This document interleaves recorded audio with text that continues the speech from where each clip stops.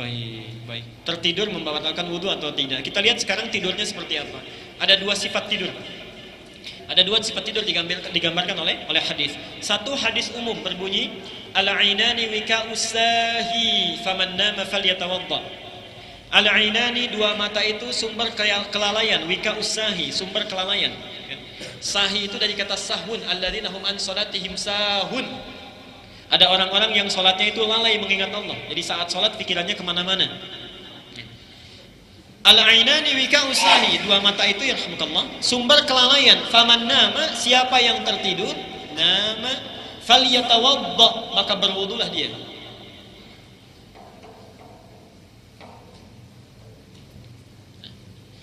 Hadis ini memberikan isyarat bahwa ada dua hal yang penting di sini. Sebagian ulama memahami orang-orang yang tidur selama apapun atau sesingkat apapun, kalau dia sudah tertidur maka tidur itu membatalkan wudunya. Jadi wajib dia untuk berwudu kembali. Ini pemahaman di satu hadis dari hadis ini. Mayoritas ulama memahami hadis ini karena diawali petunjuknya dengan mata itu sumber kelalaian. Ini memberikan kesan bahwa orang yang tertidur dengan tidurnya, waktu tidurnya melupakan beberapa memorinya sehingga membuat dia menjadi lalai, lupa. Maaf ya, ada kan yang tidur ketika dibangunkan linglung, ya? Nah itu diantara maknanya. Jadi kalau kita dibangunkan tidak sadar, berwudu. Tapi kalau ada seseorang yang dalam keadaan tidurnya misalnya masih bisa terjaga dengan baik, waktunya tidak terlalu lama, maka madzhab Maliki memandang tidur seperti itu tidak membatalkan wudu. Misal antara adzan dan iqamat kita sedang zikir tiba-tiba mengantuk, ya? Tertiduran seperti ini kemudian terbangun. Yang sering banyak terjadi, contoh mudahnya khutbah Jumat, kan? Yang ketawa itu pengalamannya paling kencang. Saat khutbah Jumat kemudian kita tertidur, kan ada tidur macam-macam itu. Ada tidurnya yang cuma merem tapi masih mendengar, kan? Walaupun masuk telinga kanan keluar telinga kiri masih nyangkut. Tapi ada yang tidurnya memang tidur lalai. Dia tidak mendengar sama sekali, keluar juga suara linglung. Yang seperti itu jangan malu, keluar wudu lagi. Hadisnya falyatawadda. Nah, dari hadis ini Bapak tinggal melihat kira-kira ada di posisi mana. Kalau tidurnya seakan melalaikan aktivitas kita maka berwudu lagi. Kalau tidurnya sejenak hanya sekedar kita memejamkan mata tapi masih bisa terjaga, maka mayoritas ulama memandang tidak perlu dia wudu lagi. Jelas ya? Silakan Pak. Assalamualaikum.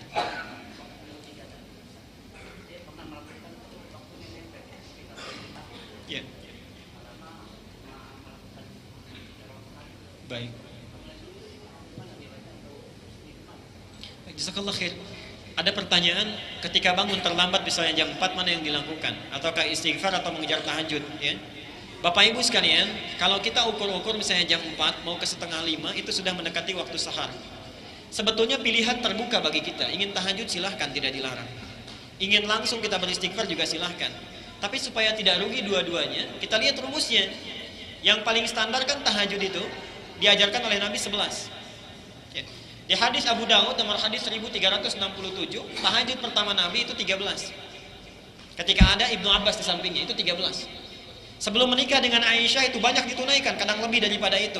Karena itu Umar menunaikan sampai 23. Sekarang di Madinah sampai 33, itu kan qiyamul lailnya. Baik. Ketika berumah tangga dengan Aisyah, karena beliau sudah beranjak usianya semakin sepuh, Aisyah juga diberi contoh sesuai dengan kekuatan fisiknya, ditunaikanlah, dicontohkan yang standar, yang 11. Karena itu semua hadis tentang qiyamul lail dari Aisyah selalu diawali, saya melihat Rasulullah di luar Ramadan ataupun di Ramadan tidak pernah sholat qiyamul Ramadan atau qiyamul lail lebih dari 11 rakaat. Karena setelah berumah tangga dengan Nabi. Sebelum berumah tangga itu variatif, jumlah rakaat Nabi. Nah di sini ada ajaran kepada kita, kalau kita ingin bisa menunaikan tahajud dengan yang standar, kita cari sampai 11. Oke? Ini yang paling standar. Sekiranya tidak mampu memenuhinya, boleh Pak 2 rakaat juga boleh. 2 rakaat witirnya 1. 4 rakaat misalnya witirnya 3 atau witirnya 1, silahkan, banyak formasinya. Kalau bangun jam 4:4 sudah masuk waktu sahar, maka Bapak boleh sholat 2 rakaat tahajudnya, tutup witirnya 1, jadi dapat tahajudnya, tinggal masuk kepada waktu saharnya. Baik ya? Dan kadang-kadang tergantung bacaannya, makanya tambah bacaan Bapak. Kalau dari dulu sampai sekarang An-Nas lagi, itu bisa 11 rakaat 15 menit. Oke? Ayo, saya mau tekankan sebentar ya.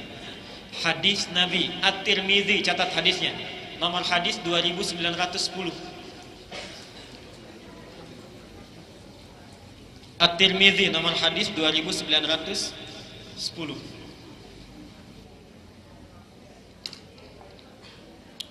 Man qara'a harfan min kitabillah, siapa yang membaca satu huruf saja dari kitabullah, kan? Falahu asyru hasanatin, maka baginya 10 kebaikan, kan? Walam aqul, dan saya tidak menyebutkan alif lam mim harfun. Alif lam mim itu satu huruf. Walakin alifun harfun, lamun harfun, mimun harfun. Tapi alif adalah satu huruf, lam satu huruf, mim satu huruf. Kan, wal hasanatu bi asyri amsalihha, sedangkan satu kebaikan itu digandakan menjadi 10 kebaikan. Bayangkan. Hadis pertamanya. Hadis keduanya, perhatikan, nyambung ini ya. Hadis keduanya.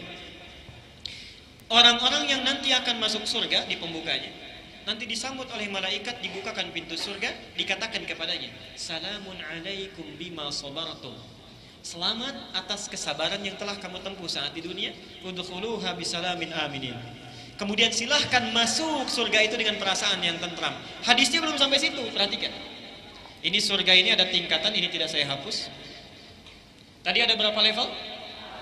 4. Jangan mudah mengucapkan 4. Di setiap level ini ada tingkatan lagi. Level 1 ada misalnya surga Aden, ada Firdaus, ada apa ini macam-macam.